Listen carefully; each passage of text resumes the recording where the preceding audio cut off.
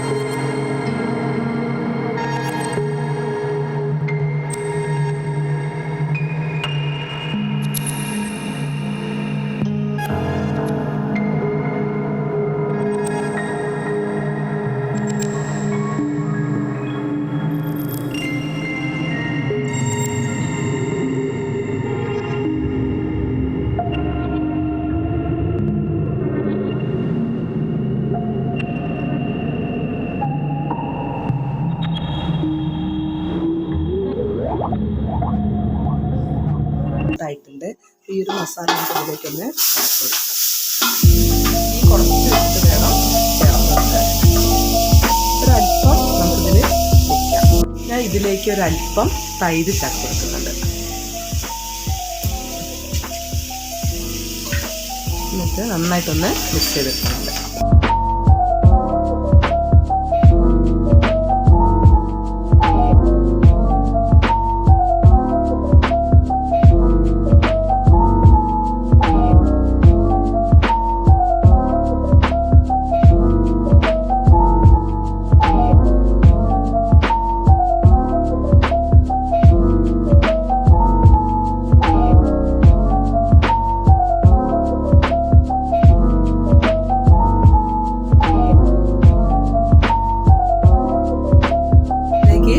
Masala add ചെയ്തതിന് ശേഷം ചെമ്മീൻ മൊത്തമായിട്ട് ഇതിൻ്റെ മുകളിൽ ഇങ്ങനെ വെച്ചിട്ടുണ്ട്.